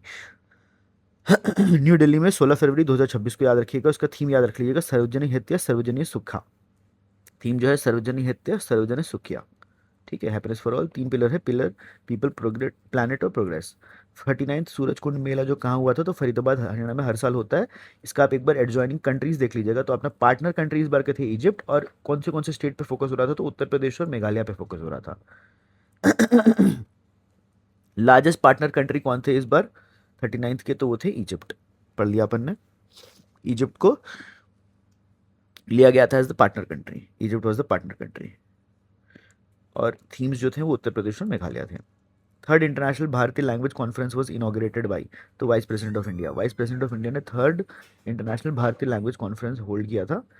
और इसमें ये पता चला था कि, इसमें नहीं पता चला था, ऐसे दुनिया में देखा जाए तो सबसे ज़्यादा लिंग्विस्टिक कंट्री कौन सी है सबसे बड़ी, तो हो जाएगी पपुआ न्यू गिनी। पहले इंडिया थी लेकिन अब पपुआ न्यू गिनी हो चुकी है, अब सेकंड नंबर पे इंडिया है। India is second in the terms of linguistic country, कितने लैंग्वेजेस हैं, लैंग्वेजेस रिलेटेड को जो चीज़ें हैं। फिर which country is the largest in terms of the number of languages, which country is the largest in terms of the number of languages followed by India, वही Papua New Guinea जो है largest है, उसके बाद India है। प्रवासी भारतीय दिवस कब मनाया जाता है? जब गांधी जी वापस आ गए थे साउथ अफ्रीका से। वहाँ पे पहले ह्यूमिलिएट हुए, फिर वहाँ पे उन्होंने अपार्थाइड के खिलाफ लड़ाई लड़ी, उसके बाद वो थोड़ा सक्सेसफुल हो गए, वहाँ से वापस आ गए इंडिया में। तो 18th प्रवासी भारतीय दिवस कहाँ मनाया जाएगा? तो 18th प्रवासी दिवस मनाया गया था इस बार वाराणसी में, नहीं भुवनेश्वर में, भुवनेश्वर उड़ीसा में मनाया गया। थीम जो है इस बार का डायस्पोरा कंट्रीब्यूशन टू विकसित भारत। इस बार की चीफ गेस्ट थी क्रिस्टीन कांगलू, और 9 फरवरी 1915 को आए थे वापस after winning the struggle of discrimination in 1893। Kashi Tamil Sangamam which was held in which city and organise by which ministry? तो काशी तमिल संगम जो होगा, काशी की बात हो रही है तो यार बनारस में मनाया जाएगा, तो वाराणसी, और मिनिस्ट्री ऑफ एजुकेशन ने काशी तमिल संगमनम संगमम, और इसमें क्या था, लेट्स लर्न तमिल, तमिल करकलम, ये चीज़, ताकि काशी और तमिलनाडु वाले जो सिविलाइजेशन उसको कनेक्ट किया जाए नॉर्थ और साउथ के। ये अर्थ समिट लिखा, अर्थ ही थोड़ी ना है भाई, अर्थ समिट होगा ये, earth summit. Earth summit was held in which city and inaugurated by whom? तो कौन सी सिटी और किसने इनॉग्रेट किया था? तो गांधीनगर में हुआ था अर्थ समिट, और इनॉग्रेट किया था होम मिनिस्टर अमित भाई शाह ने। अमित भाई शाह जैसे मेरे भाई हैं सही में। चलिए next, 53rd world book fair जो दिल्ली में हुआ है, guest country and focus country कौन से थे? तो 53rd जो है वर्ल्ड बुक फेयर आपका हुआ है दिल्ली में, और इसके जो गेस्ट कंट्री हो जाएंगे वो हो जाएंगे कतर और स्पेन। कतर और स्पेन जो है वो हो जाएंगे, और Indian military heritage valour and wisdom at 75 इसका थीम हो जाएगा वर्ल्ड बुक फेयर का। Buyer seller meet related to food processing was held in which city? तो कौन सी सिटी में बायर सेलर मीट हुआ था? तो ये हुआ था पटना बिहार में। ये इसलिए इंपॉर्टेंट है, बायर सेलर मीट को याद रखिएगा। किसने किया था इसको? Ministry of food processing industries ने in partnership with government of Bihar. Eastern regional council meeting आपकी हुई है रांची झारखंड में। जेपीएससी वगैरह के एग्जाम में ये इंपॉर्टेंट हो जाएगा, लेकिन बीपीएससी के एग्जाम में भी इंपॉर्टेंट है। National conference on e governance कौन सी सिटी में होल्ड हुआ था? तो national conference on e governance जो हुआ था आपका विशाखापट्टनम में हुआ था। ग्रीन ग्रीन से कुछ याद आ रहा है? विशाखापट्टनम में हुआ था। जब हम लोग पढ़ रहे थे काकीनाडा के बारे में पढ़े थे, एक बार विशाखापट्टनम के बारे में पढ़े थे, तो विशाखापट्टनम में कौन सा ग्रीन प्रोजेक्ट चालू हुआ था? एक बार कमेंट सेक्शन में बताइए। इसी सीरीज के फर्स्ट लेक्चर में पढ़ा रखे हैं, तो आपको याद रहना चाहिए ये सब चीज़। नहीं याद हुआ है तो रिवाइज करिए, जाके नोट्स बनाइए।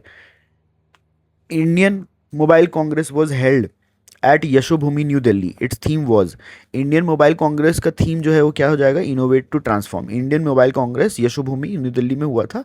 इसका थीम इसलिए हम लिख के रखे हैं क्योंकि बहुत इजीली ये पूछ सकता है, छोटा सा थीम है, इनोवेट टू ट्रांसफॉर्म, और organise under the leadership of Jyotiraj Scindia, communication minister. Important conference है for Indian telecom and covering 3G 4G 5G जो भी। First global manuscript heritage conference was held in New Delhi and organised by. पहला जो global manuscript heritage conference है, पहला global manuscript heritage conference जो है वो किसने कंडक्ट कराया? तो कराएंगे ministry of culture. Being the first in global makes it special important. पहला ग्लोबल मैन्युस्क्रिप्ट हेरिटेज कॉन्फ्रेंस हुआ है, global manuscript heritage conference new Delhi में हुआ है, मिनिस्ट्री ऑफ कल्चर ने ऑर्गेनाइज किया है।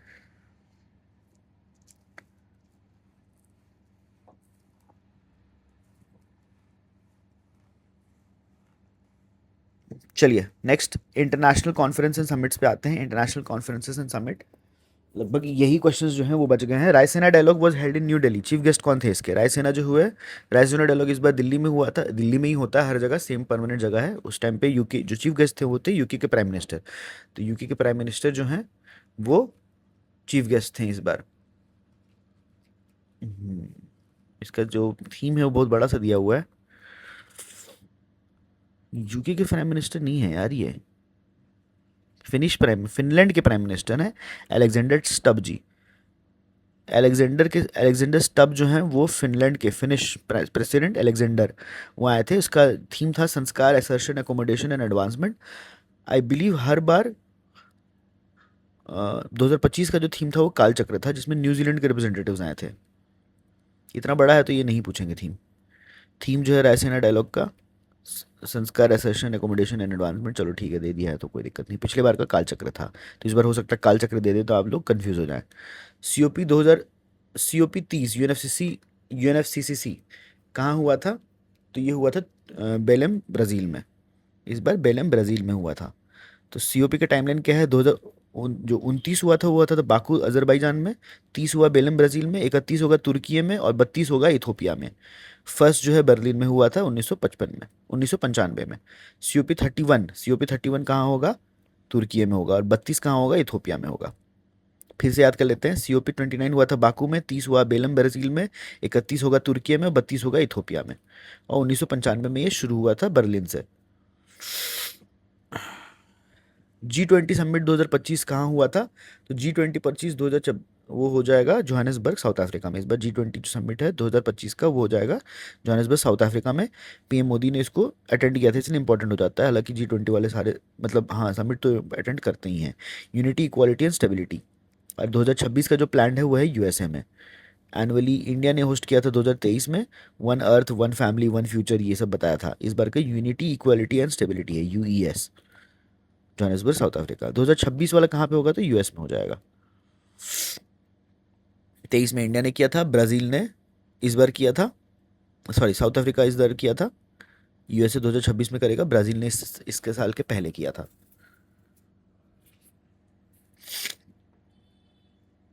51st G7 summit was held in, 51st G7 summit जो है वो कनाडा में हुआ था,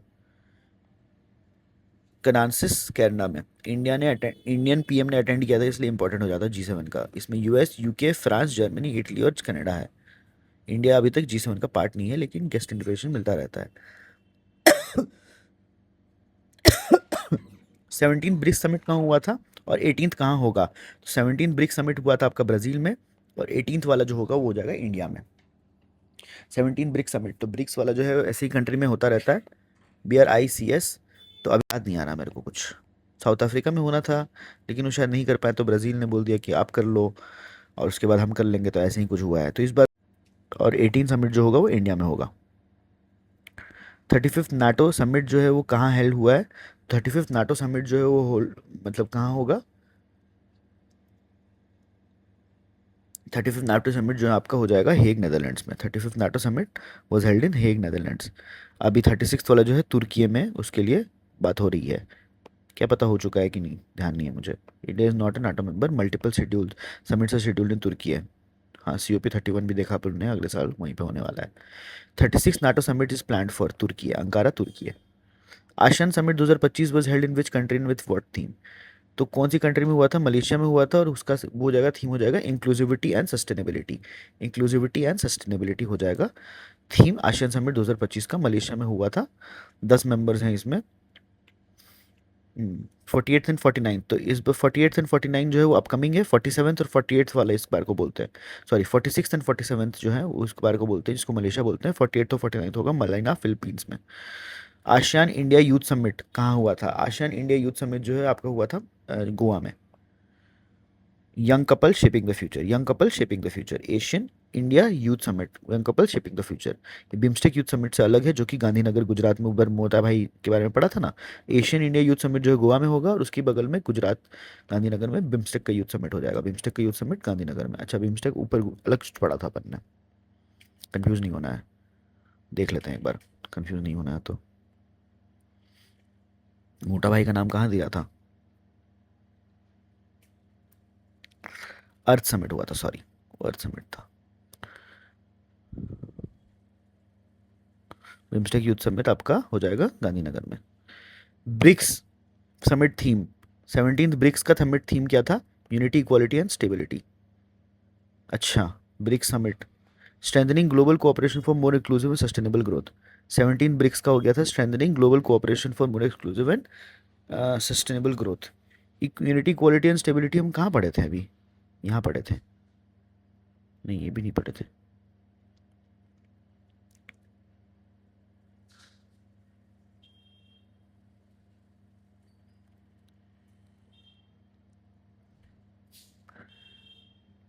कहीं तो पढ़े थे यार। ये रहा G20 का 2025 का जो समिट हुआ था साउथ अफ्रीका में, उसका थीम था unity, equality and stability. G20 summit का हुआ था। चलिए, ज़्यादा क्वेश्चन नहीं बच गया, ख़त्म करते हैं तुरंत। Mobile the mobile world congress is held annually at, mobile world congress कहाँ होगा? तो ये होगा बार्सिलोना, स्पेन में, यहाँ होता है। ज्योतिराज सिंधिया जी जो है इंडिया से रिप्रेजेंट किए थे, कम्युनिकेशन टेलीकम्युनिकेशन जो मिनिस्टर हैं। आ जाते हैं 96 क्वेश्चन पे। World government summit is held annually in which city with what permanent theme? तो कौन सी कंट्री में हर साल होता है ये वर्ल्ड गवर्नमेंट समिट? हर साल नहीं होता, मतलब इस बार कहाँ हुआ है, तो हुआ है दुबई में, shaping the future governments, shaping the future governments. चलिए, bio Asia summit was held in, bio Asia summit कहाँ पे हुआ था? तो हुआ था हैदराबाद तेलंगाना में। थीम क्या था? Tech bio unleashing AI automation and biology revolution. देखिए बहुत बोरिंग हो सकता है ये सब चीज़, लेकिन आपको याद करते रहना है। ये सब चीज़ सोचना नहीं है कि भाई ये सब का मतलब क्या है, क्यों है, मतलब क्या है, क्यों है, याद ही नहीं रखना है। एक टेबुलर फॉर्म में बना दीजिए, आपको आपको चाहिए तो हम ही टेबुलर फॉर्म में बना के आपको दे देंगे। आपको इसको रट्टा मारते रहना है, यही कोशिश करनी है आपको। World sea food congress was held in which Indian city for the first time? तो हुआ है आपका चेन्नई में। वर्ल्ड सी फूड कांग्रेस जो है आपका, सी फूड सबसे ज़्यादा लोग चेन्नई में खा रहे हैं, तो चेन्नई में हो जाएगा। और वर्ल्ड सी फूड कांग्रेस है और इंडिया में पहली बार हुआ है, इंडियन सिटी में, इसलिए इंपॉर्टेंट है। इंटरनेशनल स्पाइस कॉन्फ्रेंस, तो स्पाइस जो है हमेशा कोची केरला ही मार्क करके आ जाएगा, वहीं पे होता है ये सब स्पाइस वाइस से related cheese. Global energy leader summit was held इन, तो ग्लोबल एनर्जी लीडर समिट कहाँ पे होगा? वो हो जाएगा पुरी उड़ीसा में, पुरी ओडिशा। थीम हो जाएगा इसका empowering India, sufficiency, balance and innovation. प्रकृति, सेम पीरियड में प्रवासी भारतीय दिवस भी भुवनेश्वर उड़ीसा में हुआ था। प्रकृति 2026, during which the Indian carbon market portal was launched was held इन। तो प्रकृति 2026 कहाँ पे हुआ था? ये सब चीज़ में हम लोग को क्या मार्क करके आना है? न्यू दिल्ली मार्क करके आना है। कॉन्फ्रेंस अगर नहीं पता है तो, Indian carbon market portal. SCO summit 2025 में चाइना में हुआ था। What controversy occur during India का? इंडिया के लिए क्या कंट्रोवर्सी हो गई कि इंडिया ने एससीओ डॉक्यूमेंट साइन नहीं किया, क्योंकि वहाँ पे पहलगाम इंसिडेंट के बारे में कोई जिक्र ही नहीं थी। मतलब इंडिया को तो पहुँचना ही नहीं चाहिए, लेकिन डिप्लोमेसी ऐसी चीज़ है जहाँ पे वहाँ पे जाना ही पड़ता है।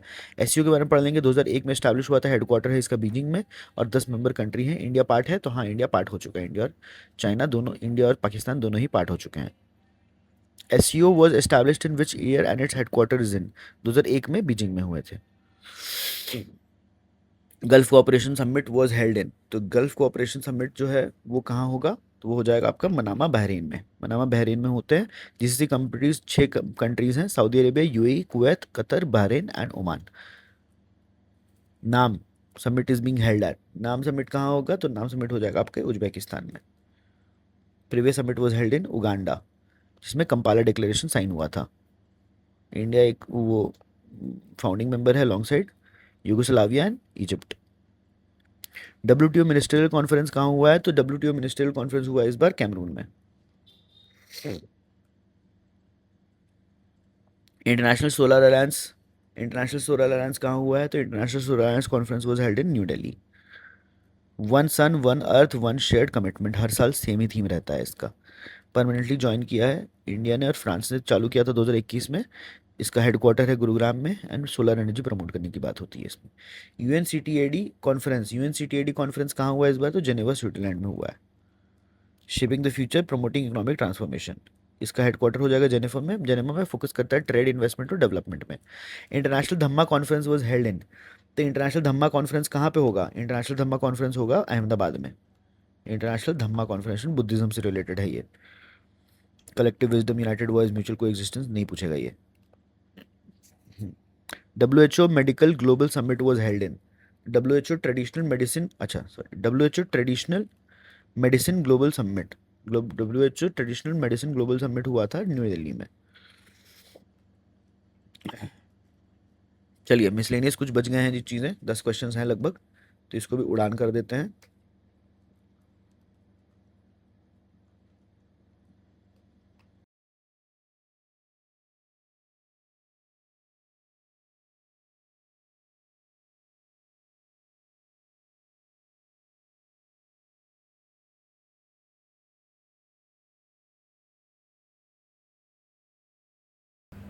बिम्स्टेक समिट आपका हुआ था बैंकॉक में, और बिम्स्टेक यूथ समिट जो है जहाँ पे आपके मोटा भाई जी पहुँचे थे, बिम्स्टेक यूथ समिट हुआ था गांधीनगर गुजरात में। Indian carbon market portal, Indian carbon market portal को लॉन्च किया गया है किस कॉन्फ्रेंस में? तो इंडियन कार्बन मार्केट पोर्टल को लॉन्च किया गया था प्रकृति 2026 में। प्रकृति 2026 में लॉन्च किया गया इंडियन, कहाँ गया? Indian carbon market portal new Delhi में हुआ था अगेन। ये कार्बन एमिशंस को मॉनिटर करेंगे, और इंडिया को जो क्लाइमेट गोल्स है डिजिटल टेक्नोलॉजीज के थ्रू अचीव किया जाएगा इसमें। Sujalam India initiative was held at Bharat Mandapam and organised by. Sujalam, Sujalam है तो जल है, जल मतलब क्या हो गया, जल शक्ति, तो मिनिस्ट्री ऑफ जल शक्ति ने ये इनिशिएटिव रखा था न्यू दिल्ली में, और इसका मतलब होता है जल, हाँ चलिए मतलब यही चीज़ लिखा हुआ है यहाँ पे। फिर world hydrogen summit was held in, world hydrogen summit कहाँ पे हो जाएगा, हाइड्रोजन हो जाएगा रोटरडैम नेदरलैंड्स में, नेदरलैंड्स रोटरडैम में हुआ था ये। तो वर्ल्ड हाइड्रोजन समिट जो हो जाएगा रोटरडैम नेदरलैंड्स में। चलिए नेक्स्ट, इंडिया का भी जो मिशन है कि नेशनल ग्रीन हाइड्रोजन मिशन, जिसमें 5 million metric ton green hydrogen annually बनाना है 2030 तक। ठीक है, नेक्स्ट क्वेश्चन पे आते हैं। Indian ocean rim association meeting was virtually hosted by, तो वर्चुअली होस्ट हुआ है इंडियन ओशन रिम एसोसिएशन का मीटिंग, और इसका आंसर हो जाएगा सी, श्रीलंका ने होस्ट किया है। तो इंडियन ओशन रिम एसोसिएशन जो है एक ऑर्गेनाइजेशन है 23 स्टेट बाउंड्रिंग इंडियन ओशन का, और बहुत सारा रीजनल कोऑपरेशन और ट्रेड और इन्वेस्टमेंट्स वगैरह प्रमोट किया जाता है इसमें। PM Svanidhi, PM Svanidhi prime ministers vendors Atmanirbhar Nidhi क्या देता है ये, तो ये प्रोवाइड करेगा आपका free collateral free working capital loans to street vendors. क्या करेंगे, अगर यूपीएससी का एग्जाम होता है तो स्ट्रीट वेंडर्स दो ऑप्शन में दे दिए होते कंफ्यूज करने के लिए, उसमें बोल देते क्या कि कोलैटरल फ्री वर्किंग लोन्स इसमें दे रखा है, और उसमें लिखेंगे क्या कि आपका 5 साल तक का इंटरेस्ट 2% के साथ आपको लोन दिया जाएगा, तो उस केस में आपको इसलिए डिफिकल्टी हो जाती है। चलो बीपीएससी के एग्जाम में हम एक्सपेक्ट कर सकते हैं कि ऐसे टाइप के स्टेटमेंट्स रहेंगी तो आप आंसर कर पाओगे। चलिए नेक्स्ट क्वेश्चन पे आते हैं। Which new category was added to the Pradhanmantri Mudra योजना, तो तरुण प्लस कैटेगरी हम लोग को बताया गया था, तरुण प्लस कैटेगरी को ऐड किया गया है। तरुण प्लस जो है 10 लाख रुपए से लेकर 1 करोड़ के रुपए तक है, एक बार कंफर्म कर लीजिएगा आप लोग। Service sector accounted for what percentage of total FDI inflows in 2023 से 2025, तो टोटल आपका जो सर्विस सेक्टर है, टोटल आपका एफडीआई है, उसमें से कितना पैसा जो है वो सर्विस सेक्टर के लिए आया हुआ है 80%, लगभग 80.2% जो एफडीआई आया 2023 से लेकर 25 के बीच में, उसमें से 80% जो है आपके सर्विस सेक्टर के लिए आया, अप फ्रॉम 77%। प्री पैंडमिक में 77% था, अब 80% हो चुका है। चलिए, इंडिया का जो फॉरेन एक्सचेंज रिजर्व्स है वो प्रोवाइड करता है इंपोर्ट कवर फॉर अप्रॉक्सीमेटली कितना दिन, तो 11 महीना, ऊपर हम लोग पढ़ चुके हैं ये चीज़। रिगार्डिंग इंडियाज डेप्थ profile which is greater, external debt या इंटरनल डेथ, तो हमको पता है इंटरनल डेथ जो है ज़्यादा होता है as compare to external debt India का। नेशनल करियर सर्विस क्या है, नेशनल करियर सर्विस एक वन स्टॉप सोल्यूशन है, नेशनल करियर सर्विस एक वन स्टॉप सोल्यूशन है connecting the job seekers with the job employers. प्रवासी उड़ाते हैं जल्दी से, है ना, क्योंकि मिसलेनियस क्वेश्चन ही है, बहुत ज़्यादा दिमाग लगाने वाला कोई काम नहीं है इसमें। प्रवासी भारतीय दिवस मनाया जाता है कि महात्मा गांधी वापस आए, हम बताए थे ना इस चीज़ को। तो महात्मा गांधी जो है अफ्रीका गए कब थे, महात्मा गांधी अफ्रीका गए थे 1893 में, 1893 में ही वेंट टू अफ्रीका, और वहाँ पे उन्होंने ट्रेन इंसिडेंट जो हुआ 1894 के टाइम पे उन्होंने इंडियन ओपिनियन चालू किया। उसके बाद फीनिक्स फार्म जो इंस्पायर्ड बाय लियो टॉल्स्टॉय उन्होंने इस्टेब्लिश किया। फिर रेशियल डिस्क्रिमिनेशन के लिए लड़ाई की, थोड़ा बहुत स्ट्रगल जीत गए 1914 में, और 1914 में 9 जनवरी को वापस इंडिया आ गए। दलाई लामा ग्रैमी ले आऊँगा, तो ग्रैमी ले आए, दलाई लामा ग्रैमी ले आए। कौन सी कैटेगरी में लेकर आए हैं ग्रैमी, म्यूज़िक और स्पोकन वर्ड रिकॉर्डिंग्स में, ठीक है।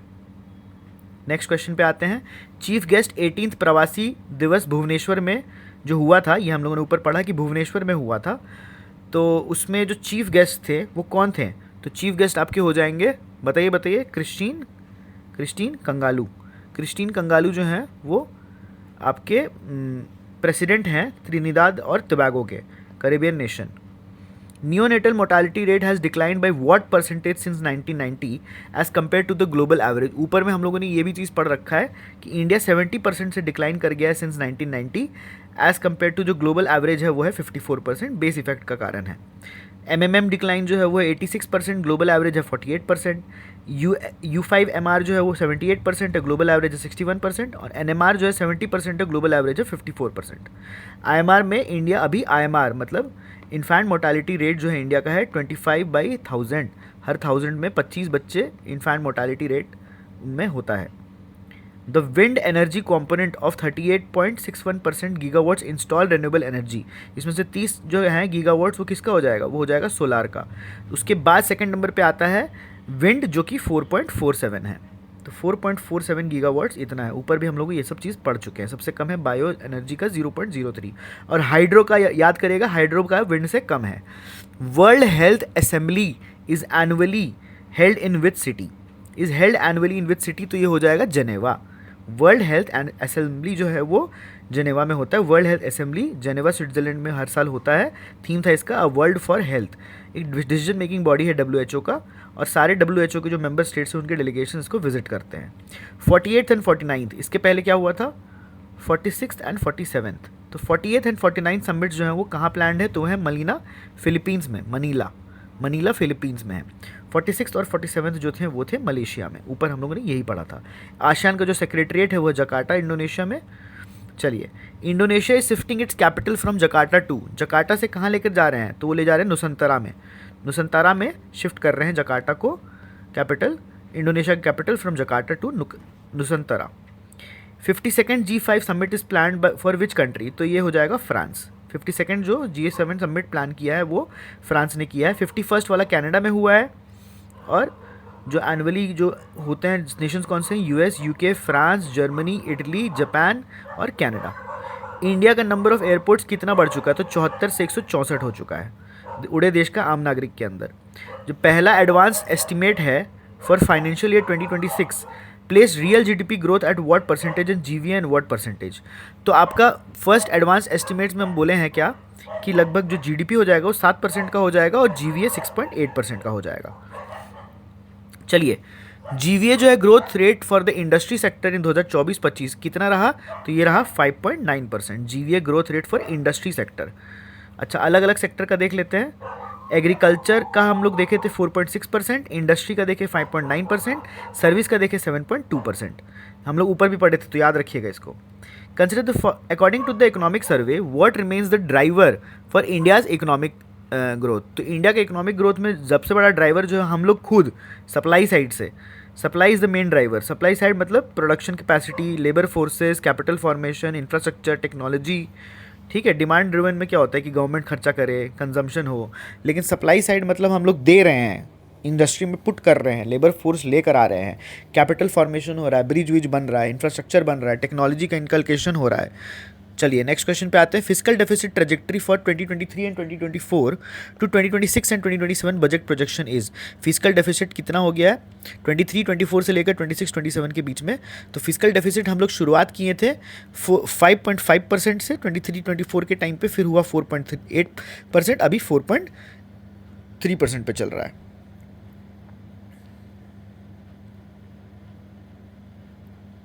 चलिए नेक्स्ट 4.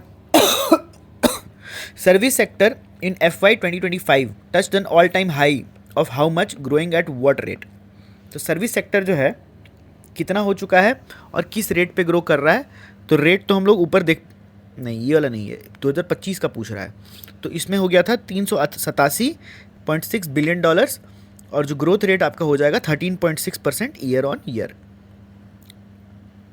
नेक्स्ट, जो न्यू लेबर कोड है रिकग्नाइज करता है which category of workers for expanded social security. Expanded social security के लिए कौन से वर्कर्स को एक्सपैंड किया गया सोशल सिक्योरिटी, तो वो गिग वर्कर्स को, प्लेटफॉर्म वर्कर्स को किया गया है। चलिए, गिग वर्कर्स मतलब जैसे कि जो रैपिडो वगैरह चलाते हैं, या फिर जो लोग ऐसे काम करते हैं जिसमें फिक्स कोई सोर्स ऑफ इनकम नहीं है, ऐसे नहीं कि फिक्स सैलरी है, तो उनको भी बोला गया है कि इनको भी सोशल सिक्योरिटी के बेनिफिट्स मिलने चाहिए। इंडिया और मॉरिशस ऊपर पढ़े थे हम लोग, याद है, इंडिया और मॉरिशस का हम लोग पढ़े थे सेक्सपा। और बताइए क्या पढ़े थे, टेपा जो है वो पढ़े थे किसके लिए, टेपा पढ़े थे इंडिया और EFTA है ना, यूरोपियन यूनियन के साथ, EFTA। और FTA जो हुआ था वो न्यूजीलैंड के साथ हुआ था। और सेपा जो है वो हुआ था आपका, सेपा किसके साथ हुआ था, सेपा तो किसी के साथ नहीं हुआ था, हम पढ़े थे सेटा हुआ था आपका इंडिया यूके के साथ, इंडिया EFTA था, टेपा इंडिया ओमान था सेपा SEPA, और इंडिया न्यूजीलैंड था FTA, और इंडिया EU में भी FTA हुआ है। सेपा कहाँ लिखा है साला, लिख भी नहीं किया है। इंडिया वॉज फाइनलाइज्ड ऑन 2000 कब हुआ, 2026 में ही तो किए हैं अपन, 2025 में सॉरी। तो मदर ऑफ इंडिया और EU के बीच में जो FTA हुआ उसको मदर ऑफ ऑल डील्स बोलते हैं, 2026 में अभी हाल फिलहाल में साइन हुआ है। चलिए रायसेना डायलॉग में न्यूजीलैंड रिप्रेजेंटेटिव्स आए थे और उसका पिछले साल का थीम था कालचक्र। इस साल का थीम क्या है एक बार बता दीजिए। रायसेन का हमने ऊपर पढ़ रखा है। रेल रूट 2026 तक कितना हो जाएगा आपका 3,500 किलोमीटर 2026 में। यही हम लोग किए हैं। 99% इलेक्ट्रिफिकेशन भी हो चुका है। इंडिया का जो कैपिटल एक्सपेंडिचर है वो अप्रॉक्सीमेटली कितना टाइम से इंक्रीज किया है from FY 2018 to the recent years.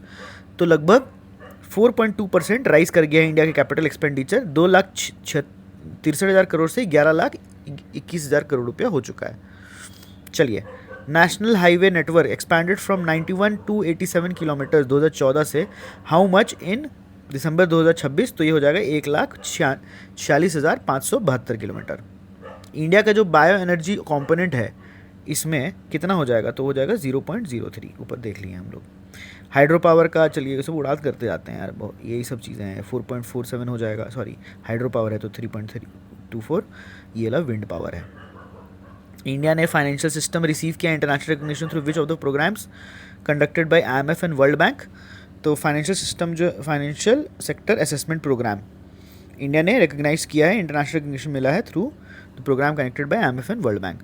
World food event was held in Bharat Mandapam India, और इसका जो थीम था वो क्या था, तो थीम था प्रोसेसिंग फॉर प्रॉस्पेरिटी।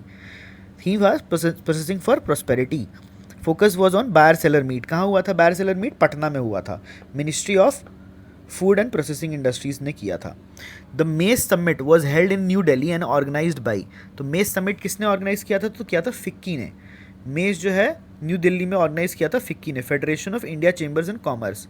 ठीक है, वन ऑफ द ओल्डेस्ट, एक प्रेशर ग्रुप की तरह ये काम करते हैं और रेगुलरली ऑर्गेनाइज करते हैं कॉन्फ्रेंसेज। इंडस्ट्री लीडर्स वगैरह को बुला के, पॉलिसी मेकर्स को बुला कर बातचीत हो रही होती है यहाँ पे कि कैसे इंडस्ट्रीज़ में होता है ना, वहाँ पे कुछ इंप्रूवमेंट्स लेकर आए जाए, क्या क्या advance technologies and new technologies इसको इनकॉर्पोरेट करें। और कहीं तक हद तक वो बहुत ज़्यादा गवर्नमेंट के डिसीजंस को भी इन्फ्लुएंस करती है, because it is a large pressure group with conglomeration of a lot of stakeholders. चलिए, Bharat international rice summit was held इन।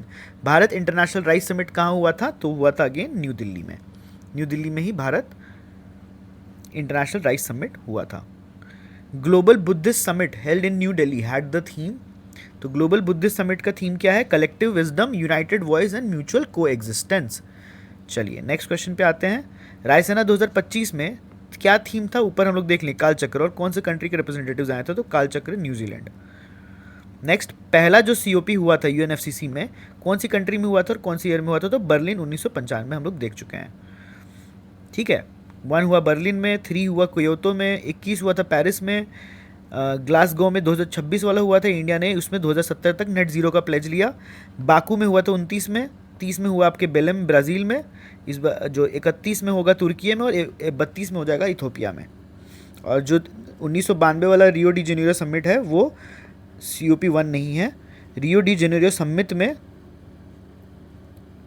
अच्छा रियो डी जेनेरियो जो रियो अर्थ समिट है 1992 का, वो UNFCC फ्रेमवर्क के अंडर अडॉप्ट हुआ था, COP 1 में अडॉप्ट नहीं हुआ था। COP 29 अभी हम लोग पढ़े कहाँ हुआ था? तो हुआ था बाकू में। COP 29 हुआ था बाकू में। 28 हुआ था दुबई में। अरे बाप रे, पढ़ते ही रह जाएगा इंसान। COP 32 अभी हम लोग पढ़े कहाँ है? इथोपिया में प्लान हो रखा है। COP 32 इथोपिया में प्लान है। Per capital national income current prices से 2000 ये के हिसाब से कितना हो गया? पर कैपिटल नेशनल इनकम 2,05,000 रुपया। ये पर कैपिटल नेट नेशनल इनकम है। वहाँ पे हम लोग क्या पढ़े थे? पर कैपिटल नेशनल इनकम ये था, गलत दिया है क्या यहाँ पे? 2,20,000 रुपये दिया है। अच्छा, 2024-25 के लिए 2,05,000 रुपया था। 25-26 का एडवांस एस्टिमेट है कि इस बार का जैसे 2,05,000 है तो 2 लाख बढ़ के 2,20,000 हो जाएगा। हाँ, ग्रॉस GST कलेक्शन अप्रैल से लेकर दिसंबर 2025 तक कितना हुआ है? तो आपका हो गया है 17.4 lakh crore. Theme of BIMSTEC youth summit Gandhinagar में जो हुआ था उसका थीम क्या था? तो थीम हो जाएगा आपका youth as a bridge for intra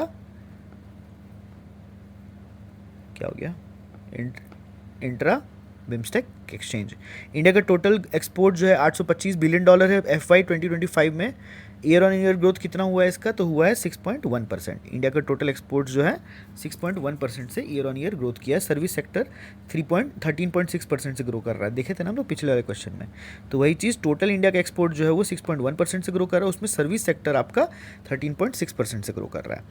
Kashi Tamil Sangam let's learn Tamil is expressed in Tamil as, क्या बोलेंगे तमिल इस चीज़ को, तमिल करकलम। G20 समिट 2025 का थीम क्या था, तो G20 समिट 2025 का थीम था unity, equality and stability. SCO कितने मेंबर्स हैं टोटल, तो SCO के आपके हो जाएंगे 10 मेंबर्स। कौन कौन मेंबर है देख लेते हैं। China, Russia, Kazakhstan, Kyrgyzstan, Tajikistan, Uzbekistan, India and Pakistan. India और पाकिस्तान ने 2017 में ज्वाइन किया, बेलारूस ने फिर 2024 में ज्वाइन कर लिया। तो China, Russia, Kazakhstan, Kyrgyzstan, Tajikistan 1 2 3 4 5, Uzbekistan 6, India 7, Pakistan 8, Iran 9 और बेलारूस 10। 26वां जो SCO का समिट हुआ था वो किर्गिस्तान में हुआ था। हेडक्वार्टर इसका बीजिंग में है, भले इसका शंघाई नाम है, तो ये याद रखिएगा। BRICS was establish in which year, तो ब्रिक्स का एस्टैब्लिशमेंट ईयर क्या हो जाएगा, 2009। पहले ब्रिक्स एस्टैब्लिश हुआ था कि पहले ब्राज़ील, रशिया, इंडिया और चाइना थे, बाद में इसमें जोड़ दिया गया साउथ अफ्रीका 2010 में ज्वाइन कर लिए जो। न्यू मेंबर जो हैं Egypt, Ethiopia, Iran, UAE, Saudi Arabia ने 2024 में ज्वाइन कर रखा है। 17 समिट ब्राज़ील में हुआ था और 18 जो है इंडिया में होगा क्या, हो तो चुका है।